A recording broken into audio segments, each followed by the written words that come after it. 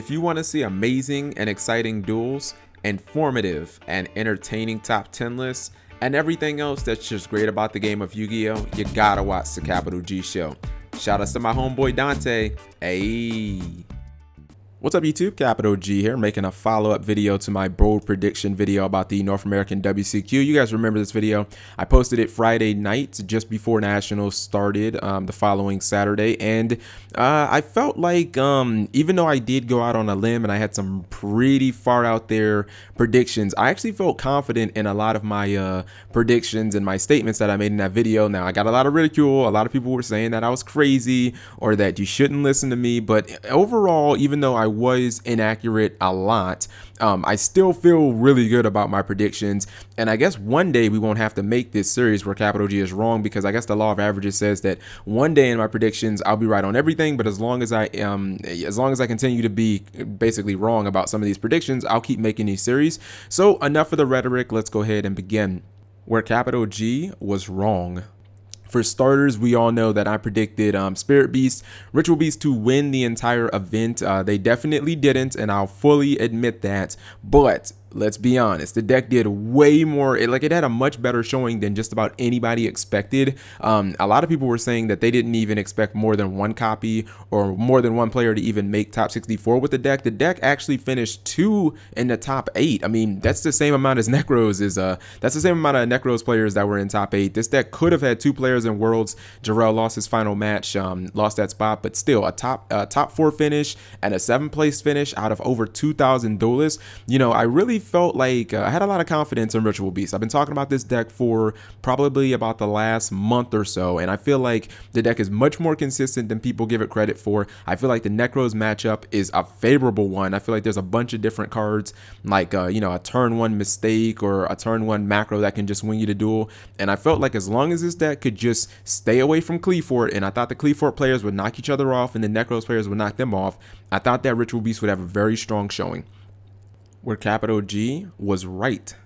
Thunder King Ryo. I do feel like I was right on this one. I feel like I was validated. If you watched a lot of the feature matches that they had on stream, it seemed like every single Teller Knight player was running this card, which I really didn't expect. You know, Teller Knights is a deck that where the monster lineup is usually no more than 12 monsters. They were splashing this in. You saw even some Shadal players splashing this in. I don't think I actually saw many Necros players splashing this in, but I felt like Ryo was probably one of the deciding factors as far as like what you would consider tech cards at this event. Where Capital G was wrong. Okay, I was completely wrong about Harpies. In fact, I guess you could say that I was completely wrong about any, you know, like obscure rogue deck even making it into the top 4. Heroes actually did, but I still kind of consider Heroes like on the lesser part of the meta. You know, I thought that there would be one kind of random deck that had good matchups all day and maybe stayed away from Necros, or they tech their deck so hard to beat Necros and that's all they played, but there wasn't really anything. And I still kind of scratch my head about Harpies, because when I play the deck, it's very consistent. The deck has a lot of searchability because of Harpies Harpist. The deck has back row destruction in way of its field spell. You know, the deck has Exceed plays for days. It has good Exceeds that it can go into, like Lightning Chidori, like the Phantasm, Harpies Dragon. I just don't understand why no one runs this card or no one runs this deck, and especially considering it's one of the few decks in the game that's competitive that can run Icarus Attack. You know, Icarus Attack is an amazing card, kind of like a smaller version of Fire Lake, which we saw completely torch the event, especially in the last few rounds. So, you know, I was completely wrong. There was no deck that was obscure and made top 64, and it definitely wasn't Harpies. Where Capital G was wrong. And lastly, I guess I'll consider myself wrong on this one too. My hero prediction. I predicted that there would be more heroes in top 64 than there would be Sir Teller Knights. I ended up wrong by exactly 1.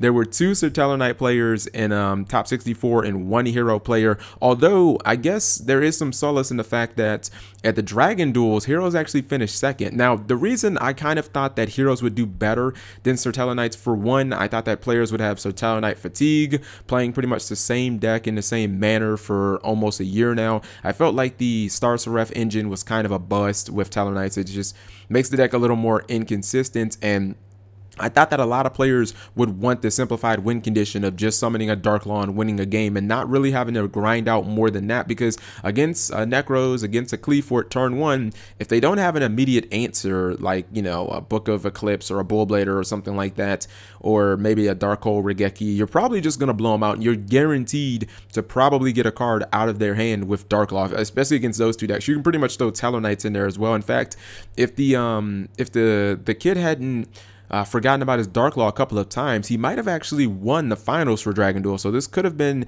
the national WCQ 2015 champ for Dragon Duels. But he made a couple of misplays. I'm not going to down him. He's just a kid. So anyways, I do feel overall, even though I was more wrong than I was right about my predictions, I still feel really good about them, because people thought that I was ludicrous when I even mentioned or thought about the potential of Ritual Beast winning the event. People thought that I was on crack, or I had just, you know, flew over the cuckoo's nest. And it's really good because this is an underrated deck. I don't think it's going to be underrated anymore, but like going into next format, unless the ban list does something completely obscure and crazy that nobody can predict, I would not go as far as to say I wouldn't be so afraid to say that Ritual Beasts are probably going to be the best deck going into next format. That doesn't include Clash of Rebellion and its effect on the meta. I'm just talking about strictly after the ban list. So let me know what you guys think. How did you feel that I overall did in my predictions? Thank you guys for watching as always. Subscribing makes life happy.